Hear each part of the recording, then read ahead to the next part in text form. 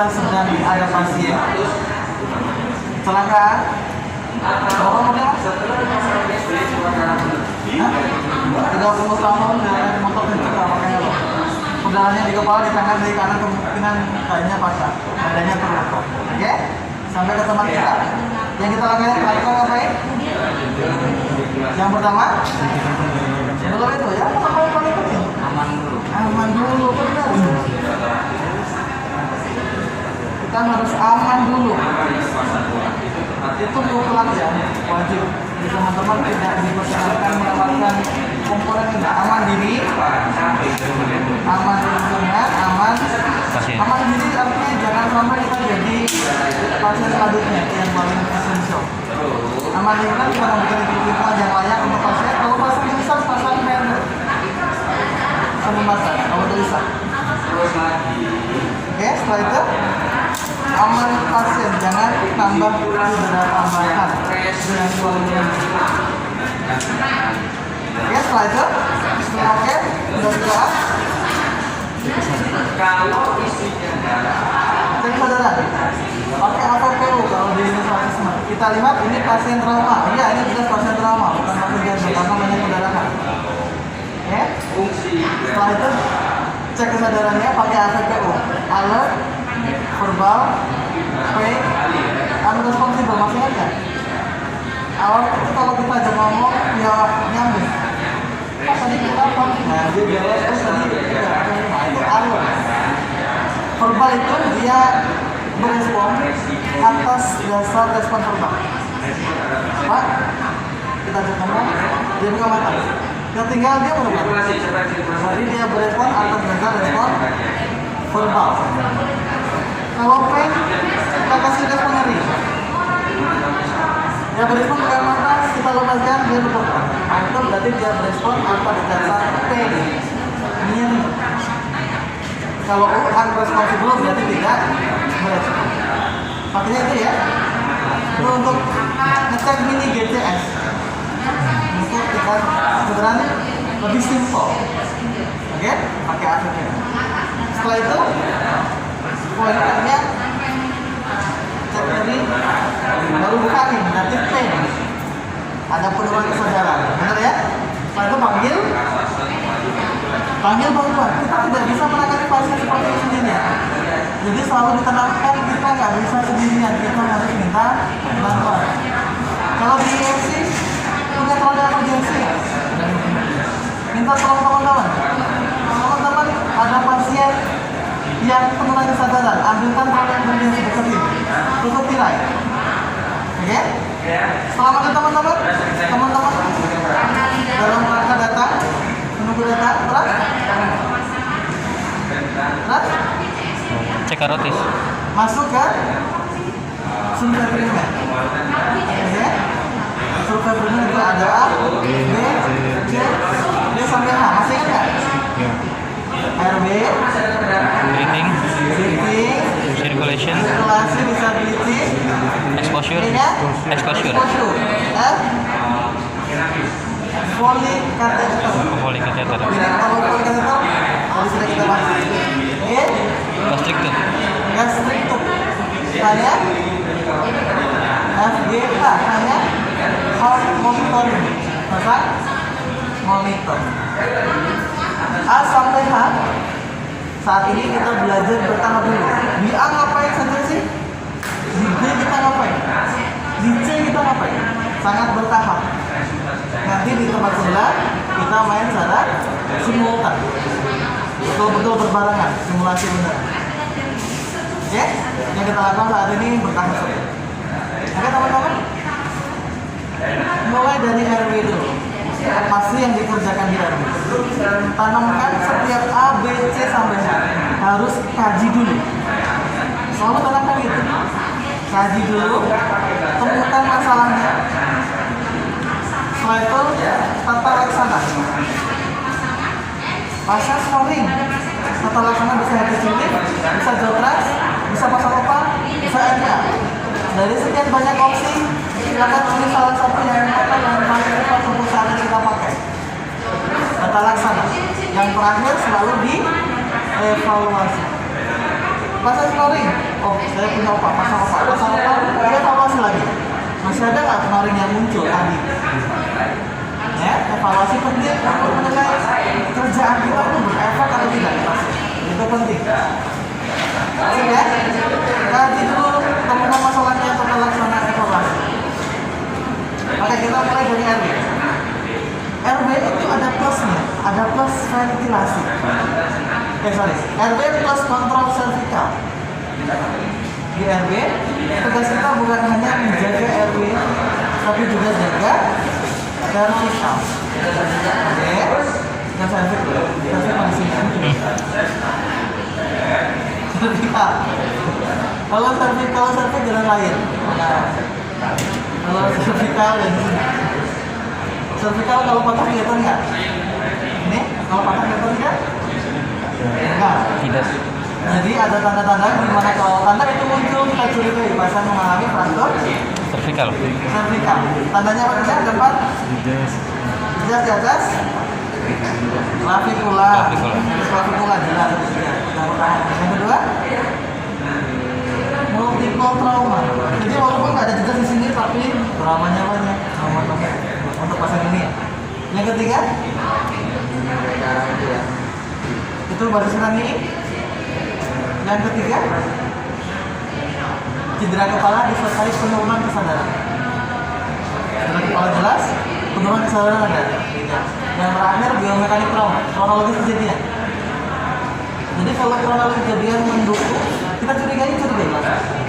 Dia nggak bawa helm, naik motor kencang, tabrakan. Nah itu dari kronologis kejadian sudah kita curigai pasien mengalami fraktur servikal. Maka tugas kita langsung fiksasi manual. Ini caranya. Idealnya pakai gloves yang panjang. Jadi kalau di sini ada darah, kita nggak kena. Nah, ya itu idealnya. Jadi cara melakukan fiksasi manual. Kenapa? Fiksasi manual. Jangan sampai banyak gerakan di servikal. Kita lakukan seperti ini sampai alatnya datang. Alatnya apa? Neck kolar neck servikal kolar. Berapa? Turun lagi. Oke. Betul mas? Pakai handskip? Ada jejak di Pasang neck kolar. Teman-teman, untuk pasang neck kolar nanti diajarin di area breathing. Jadi karena RW breathing itu perasatnya banyak, ada skill sendiri. Jadi di sini nanti saya tidak sharing masalah gimana pasang OPA, gimana pasang neck collar, gimana pasang RPA, gimana pasang oksigen, kayak di sharingnya di sini. Di sini belajar sistem secara keseluruhan. Oke ya? Mas, tolong gantiin. Sekarang yang pertama ini saya contohkan sekali saja. Yang pertama, neck collarnya, neck collar ini bisa disetting. Bisa lebih panjang, bisa lebih pendek, sesuai dengan panjang leher pendek pasien. Dari dagu, tarik garis lurus sampai ke vena jugularis. Dari vena jugularis diukur sampai ke dasar bahu berapa jari. Contoh saya pakai 2 jari saat ini. Ini dagu, dasar bahu, ukurnya dari yang biru-biru. Nah, berarti saat ini pas di lubang yang pertama. Pas ya? Pasang. Pasangnya pakai tangan sebelah kiri, selalu dari kanan. Pasangnya kalau dari kiri. Jangan diangkat, nggak boleh diangkat. Dan cedera. Oke? Pindah ke atas. Oke, sampai dulu. Lakukan sapuan dada. Baru diambil, baru di cara pasang.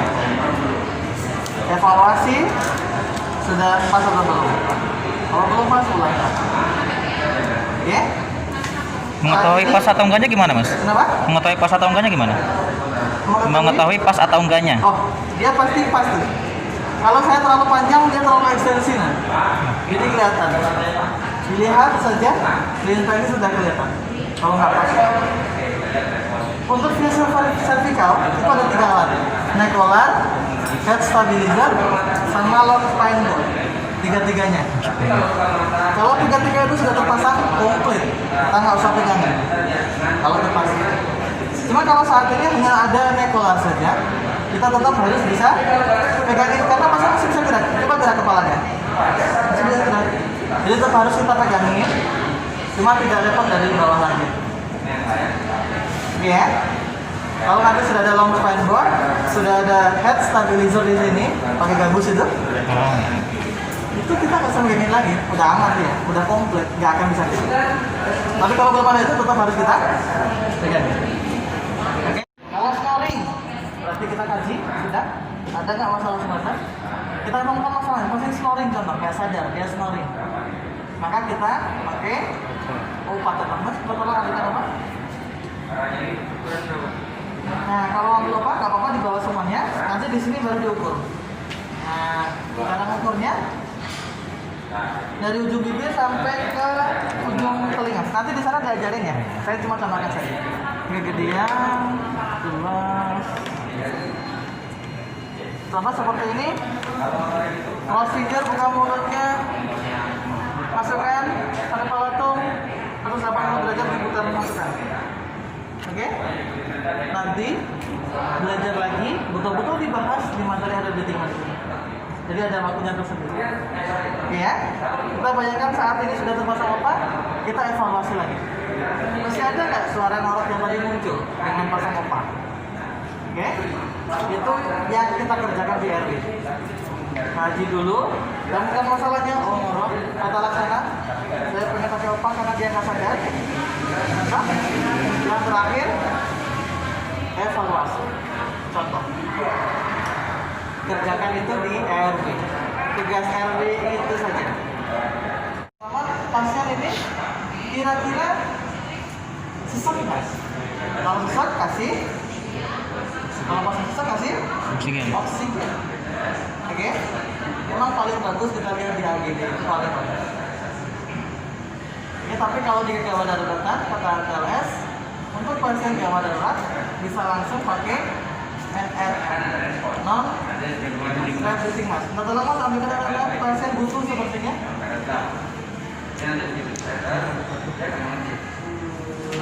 Contoh, kasih non reducing mask. Pasang oksigen berapa liter? 10 sampai 15. Saya kasih 12 contoh. Observasi, ternyata masih sesak. Kan kurasnya nggak naik. Padahal ini sudah yang paling tinggi untuk aliran rendah. Betul kan? Boleh nggak saya breaking? Saya kasih BVM. Boleh nggak? Nggak boleh. Kenapa nggak boleh? Karena dia masih bernafas. Kalau kita kasih breaking, kasih BVM, siklusnya merusak. Karena dia punya nama sendiri, kita punya siklus sendiri. BVM itu dipakai kalau pasien tidak punya respon nafas spontan. Tapi kalau aliran rendah, dia masih punya nafas, hanya saturasinya turun. Habis ini paham ya? Jadi kasus seperti ini bisa nggak di BVM? Bisa, tapi tidurkan dulu. Oke, tidurkan dulu, disedasi dulu, dihilangkan dulu nafasnya, baru BVM. Contoh pada pasien mau intubasi, itu memang disengaja dihilangkan nafasnya untuk pasang ETT. Kalau pasien masih bernapas, pakai aliran rendah. Dan untuk aliran rendah, ini sudah konsentrasi yang paling tinggi. Jadi kalau dengan ini Pak pasien masih kusut, karena keterangannya kemungkinan ada masalah di bagian parunya, betul. Jadi kita harus buka dada, pakai teknik IAPP. Buka bagian dada, diinspeksi. Oke? Yang diinfeksi pertama, dilihat pertama ada jejas atau enggak. Oh ada. Yang kedua, tuberkulosisnya peranjakannya sama atau enggak, karantina sama atau enggak.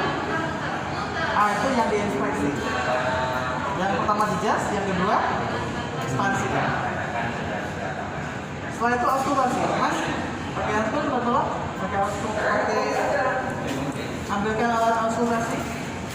Jadi kalau ingin mengauskultasi itu dimulai dari yang sehat dulu. Kalau misalnya ada jelas, sehat, sakit. Sehat, sakit. Kenapa? Karena telinga kita biasanya tidak sensitif terhadap ketidaknormalan. Maka kita mulai dari yang sehat dulu ke yang sakit untuk jadi indikator. Ya, sehat, sakit. Ini 3 lobus, ini 2 lobus. Minimal 2 titik di satu paru. Ini sini minimal. Kalau lagi pakai sini. Jadi di breathing, di auskultasi, dikaji, kajian, dicek dulu dari yang sehat. Ya, sakit. Sehat, sakit. Oke, sehat, sudah. Sakit. Suara normalnya vesikuler. Ya, normalnya vesikuler. Yang ketiga, di perkusi. Sama, dari sehat ke yang sakit. Sehat ke yang sakit. Bunyinya normalnya sonor, nyaring. Kalau terlalu banyak akumulasi udara, hipersonor. Kalau terlalu banyak cairan, hipersonik. Kalau terlalu banyak cairan, kembali suaranya redup, daunless. Oke ya, itu untuk jenis-jenis suara ketidaknormalan di bagian otak. Oke, setelah itu di palpasi. Palpasi itu diraba. Ada nggak gravitasi? Tanda dari fraktur. Bagiannya, ya, sampai ke bawah. Palpasi. Ayo kita bahas satu-satu penyakit yang ditimbulkan oleh pneumotoraks yang mengancam nyawa. Yang pertama, tension pneumothorax. Ada jelas pengembangan adanya tidak sama adanya ya. Yang sangat vesikuler, yang kena tension berarti antivesikuler. Ya, kita perkusi yang sangat sonor, yang di sini berarti hiper. Kalau diraba bisa ada gravitasi, bisa tidak. Tergantung sekencang apa. Kalau kencang ya takut. Oke. Baru dia levelnya pneumotoraks. Angin. Dalam pneumotoraks terlalu banyak angin. Pneumotoraks. Dikatakan tension apabila punya 2 ciri khas tambahan. Yang pertama ada peningkatan vena singularis. Yang kedua ada deviasi Trachea. Trachea. Yang terlalu banyak kan di sini dia sampai dorong beratnya ke arah yang lebih sehat. Deviasi trachea and kontralateral. Deviasi trachea, pergeseran trachea and kontra. Ke yang arah yang sehat dan bagus. Lateral, medial lateral. Oke. Kalau dua tanda itu tidak muncul maka sebenarnya simple pneumotoraks, bukan tension. Kalau salah satu dari itu muncul berarti dia tension. Kalau simpel nggak mengancam nyawa, tapi kalau tension dia grade-nya mengancam nyawa. Maka harus ada tindakan emergency. Tindakannya pakai needle thoracocentesis. Lepas selesai. Tapi kadang itu tidak tersedia di lapangan, maka kita boleh menggunakan IV gas ukuran nomor 12 sampai 14. Ini nomor 14.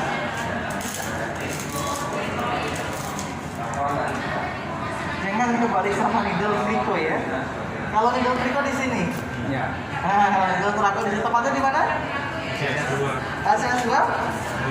Mid clavicular. Bisa kanan bisa kiri. Ya, kalau di ATLS caranya memang ini banyak cara ya. Ada yang tidak perlu dikasih air, ada yang perlu dikasih air. Kalau di ATLS disarankan pakai air setengah apa? Steril, tidak harus air ya, tidak harus water yang steril. Asal juga boleh, hanya untuk marker saja, hanya untuk penanda, tidak untuk dimasukkan. Oh ini gede nih. lepaskan blood stopnya, ambil, oke, bentuknya seperti ini. Kasih desinfeksi, tusukkan. ACS 2, 1, 2. Lapin dulu, kalian setengah. Nah, di sini dia teman. Tusukkan di sana. Ini saya salungin aja ya. Kayaknya lebih ngeri gitu. Gede banget. Aduh. Karena ini pasien COVID malah kecocokan bahaya. Nggak ada gunanya. Loh, kok bisa?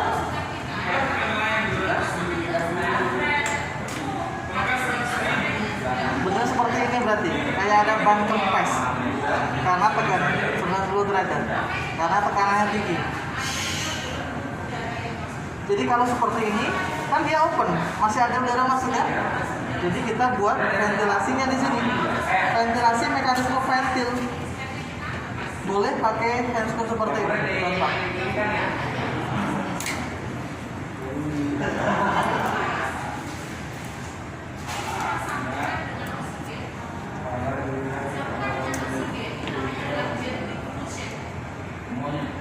Memang dibuat Mas. Memang dibuat. Makanya kalau ada alatnya gampang. Alatnya terokan seperti ini, tusuk sudah selesai. Langsung punya mekanisme ventil di sana.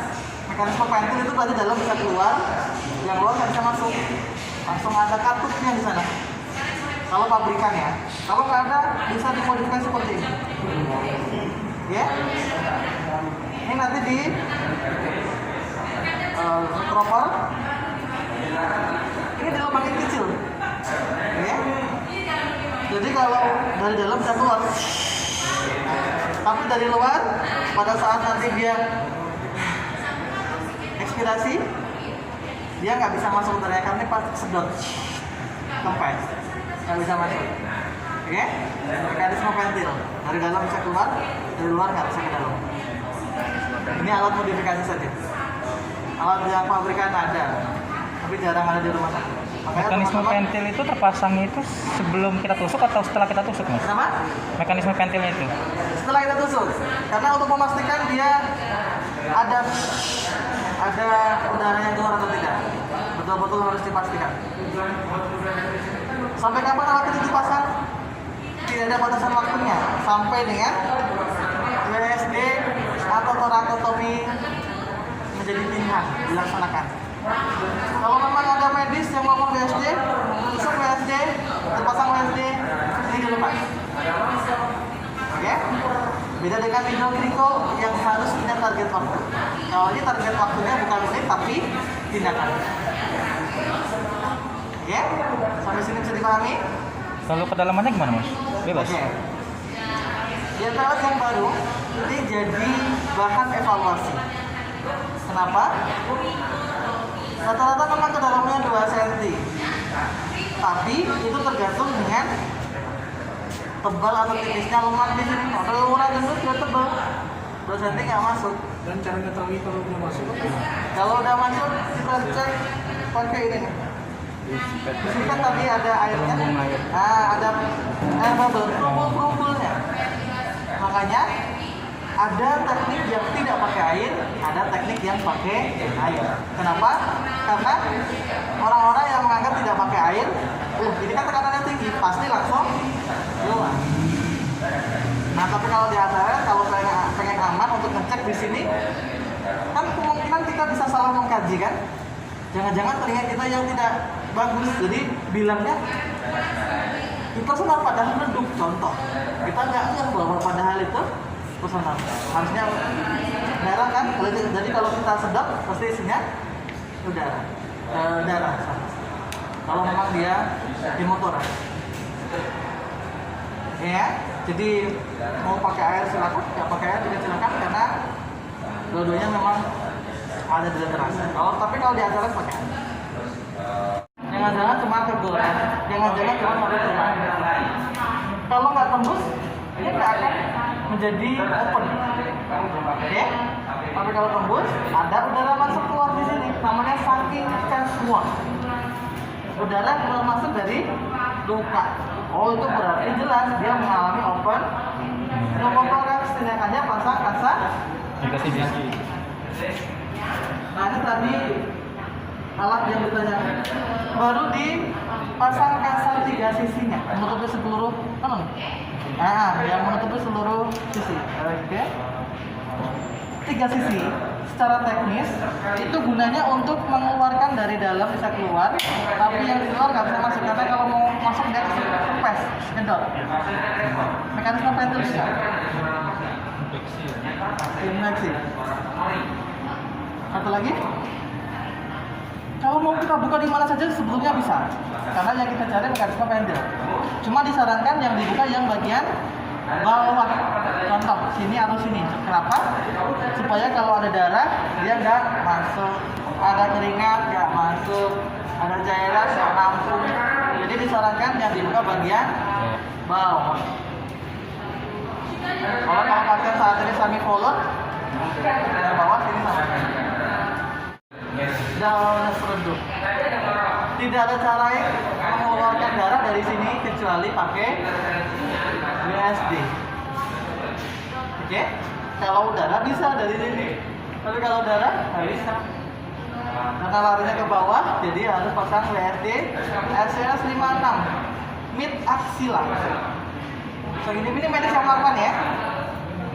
Dikatakan masif hemotoraks, masif hemotoraks yang membahayakan nyawa apabila yang pertama keluar darah langsung ke WSD lebih dari 1.500 cc, banyak 1.000 cc dan pertama, atau lebih dari 200 cc per jam. Oke. Jadi contoh saat ini pasien sekali keluar kok 340 berarti kita cek per jamnya. Kalau per jamnya 300 cc, nah ya berarti dia mengalami masif hemotoraks. Kalau memang masif itu mengancam nyawa harus dibuka pakai torakotomi. Oke. Jadi diagnosa masif hemotoraks ditegakkan apabila sudah pasang WSD. Kalau belum pasang WSD, diagnosanya tetap hemotoraks. Dan yang mengancam itu yang masif hemotoraks. Masih ada luka di dalam kali ya? Kenapa? Masih ada luka di dalam. Betul, kemungkinan ada pembuluh darah yang runtuh di dalam. Benturan arteri dalam pecah. Jadi salah satu cara yang harus dibuka dihentikan manual. Di mana ini darahnya? Oke? Tapi kan kita sudah paham kalau darah itu mengatakan salah satu rongga yang bisa menampung banyak darah. Jadi sambil menunggu pemasangan WSD itu berlangsung, cairan harus takutnya di dalamnya sudah akumulasi. Contoh 1.500, contoh 2.000. Oke ya? Jadi kita harus betul-betul waspada. Oke? Satu kosta ada 2 fragmen. Kosta patah, sini patah lagi. Kosta patah, sini patah lagi. Dan saat naik, dia malah turun. Ini paradoksal kebalikan. Oke? Tindakan kita optimalisasi ventilasi. Pasien sakit ini napas karena dia sakit. Tapi kalau di sini sakit apalagi di sini. Jadi pasien tahu untuk napas, dia nahan napas. Jadi maksimalkan ventilasi. Tidurkan pasien, pasang intubasi mungkin. Yang penting ventilasinya maksimal. Yang pertama. Yang kedua, kolaborasi analgesia. Yang kelima, pada pasien tambahan jantung pasang perikardiosintesis. Ini pure medis yang langsung. Target utama kita harus menghentikan perdarahan. Nanti teman-teman besok ya, itu ada skill tersendiri. Gimana cara menghentikan perdarahan? Gimana cara membidai? Itu ada skillnya sendiri besok. Jadi saat ini saya memoriati ya. Bayangkan bahwa sekarang saya sedang menghentikan perdarahan. Oh, ini ada darah mas. Oh. Menghentikan perdarahan.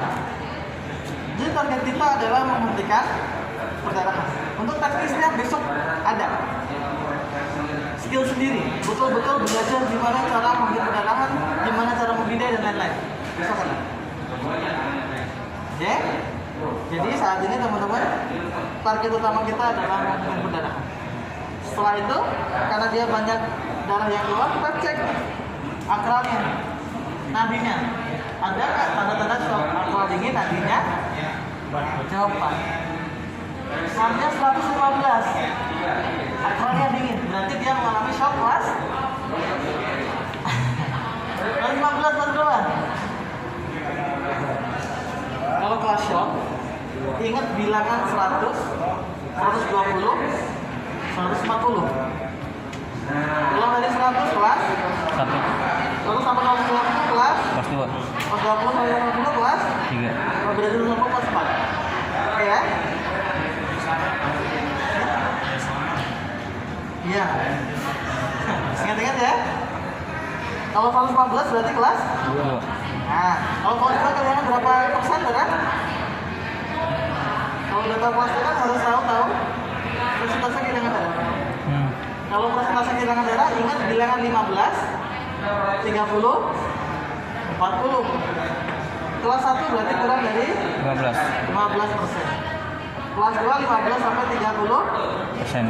Kelas 3 30 sampai 40. nah, lebih dari 40 berarti kelas 4. Ingat itu. Kalau untuk nadi ingat 100, 120, 50. Untuk persentase ingat 15, 30, 40. Cek? Cek. Rasanya nadinya 110, akralnya dingin, berarti shock kelas 2. kehilangan darah berapa persen? 15 sampai 30. 15 sampai 30. nah, mantap. Aduh, gampang. Tinggal dihitung. Nanti volume darah normalnya berapa? Berat badannya berapa, Mas? 60. Berarti 70 kali 60 PDN-nya. Berarti saat ini Mas Abdul Sani punya kurang lebih 4,2 liter darah di tubuhnya. Estimasi ya, bukan angka yang akurat ya. Bukan angka yang mutlak. Baru kalikan dengan persentase. Oh, dia kemungkinan 15%, kita ambil 15% itu random ya. Mulai 15 sampai 20 itu silakan. 15 per 100 kali 4.200. Itu itu. Kehilangan darah contoh 1.200 nih. Kelas 2 pilihannya pakai kristaloid. Betul kan? Kalau kristaloid 1 banding 3. Kehilangan 1.200 ganti dengan 3.600. 3.600. Betul kan? Betul kan? Boleh dibulatkan boleh, itu bukan angka yang mutlak. Coba saya butuh 7 kolom, letakkan di sini, pasang 2 jalur. Jadi di loading. Observasi setiap pemberian 1 liter. 1000 cc observasi. Nadia sudah membaik belum ya? Oke? Akhlak sudah membaik atau belum? Urin outputnya normal tidak? Jadi sekarang perlu pasang Folic catheter. karena pasiennya saat ini ya kasus ini ya pasien mengalami shock. Jadi kita punya dasar kenapa harus pasang. Itu cek indikasinya. Oh, indikasinya ada nih pasien shock, kita harus lihat balance cairan, tahu input output. Jadi harus pasang folic catheter. Tapi kalau mau pasang kateter harus cek kontraindikasinya. Ada pasien kontraindikasi nggak boleh pasang kateter saat kita curigai mengalami ruptur uretra. Uretra juga sama ini penis. Uretranya belum nggak kelihatan kalau dia ruptur. Oke, tandanya yang pertama perdarahan di OOA, orifisium lubang. Orifisium itu lubang. Uretra eksternal. Lubang uretra yang paling luas. Kalau laki-laki ada ujung belai penis. Itu namanya OOA. Yang kedua ada bekak hematom di scrotum. Yang ketiga di rectal tusae ada prostat melayang atau prostat letak tinggi, high reading prostate pada pemeriksaan rectal tusae. High reading prostate. Kalau di ATLS, kalau di Indonesia kan jadi prostat melayang atau prostat letak tinggi. Oke? Ada tanda itu. Kita curigai pasang mengalami ruptur uretra, jangan dipasang. Kontraindikasi. Kalau memang kita butuh untuk mengeluarkan urin, dia pasang kolaborasi pemasangan blast fungsi, blast function. Tindakan medisnya namanya cystostomy. Langsung tusuk ke sana, langsung ke blastnya, ke vesika, dikeluarkan urinnya. Pernah lihat nggak? Pernah. Dilakukan sering.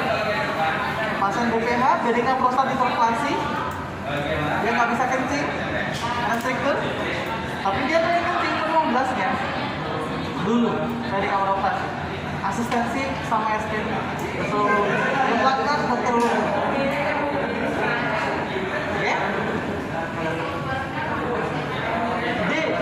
Di disability yang pertama teman-teman cek GCS. GCS open motorik verbal. Setelah GCS cek pupil. Kalau mau cek pupil, yang cek pertama ukurannya normalnya 2 sampai 3 mm. Yang kedua lihat respon terhadap cahaya. Pupil itu kalau cahaya banyak dia menghasil, kalau cahaya minim dia besar. Harusnya. Yang ketiga cek kesinergisan. Kanan kiri sama enggak? Kalau sama isopor, kalau nggak sama anisopor. Ya. Tugas di D. E-nya kita semua baju selimutin.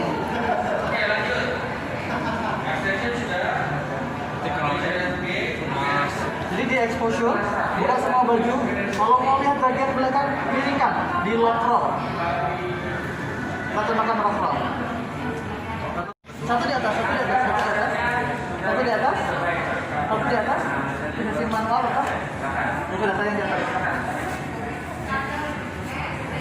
Tangannya, satu lagi coba. Tangannya menyilang. Kenapa? Kalau teman-teman begini, ini nggak kuat, lepas, pastinya begini. Tapi kalau begini, ini lepas, masih ada backup. Oke ya? Contoh ini nggak ada luka ya, contoh ya. Kita miring ke kanan balik dalam hitungan ketiga. Oke ya? Perhatikan 1, 2, 3. Baru dilihat bagian belakang. Oke? Kita berikan sekali lagi 1, 2, 3.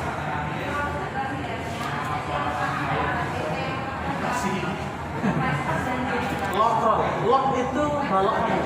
Nilainya logging pembalakannya. Lock itu balok kayu.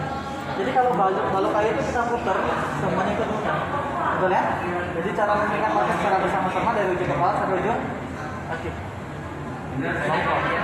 Ya? Meriksanya. Kalau orang kita banyak berlima, ada satu yang periksa. Oke?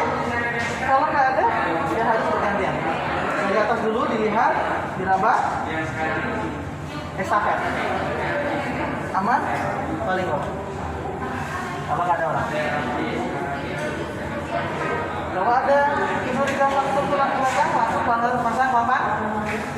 Pasang besok pakai. Oke? Itu untuk di exposure. Nah, tadi sudah G. Gastric tube. Pasang. Cek indikatornya dulu, cek indikasinya dulu. Kalau kamu perlu pasang, kalau nggak perlu nggak usah pasang. Apakah semua pasang yang nggak darurat harus pasang gastric tube? Ya. Kalau nggak perlu nggak usah pasang. Apa? Gastric tube. Lewat hidung. Kita kan lebih sering lewat hidung kan? Jadi ada kontraindikasi kita nggak boleh lewat hidung. Saat kita curigai pasien mengalami fraktur basis rani, rakun ice, ecchymosis periorbital atau brain hematom, rhinore, artery, vital sign. Ada salah satu tanda itu muncul, kita curigai mengalami fraktur basis rani. Jangan dipasang NGT, gastric tube lewat hidung. Kalau memang perlu pasang lewat mulut, jadi OGT. Hanya heart monitoring, pasang irama jantung, EKG. Ada nggak bentar? Ide mungkin hematom mungkin.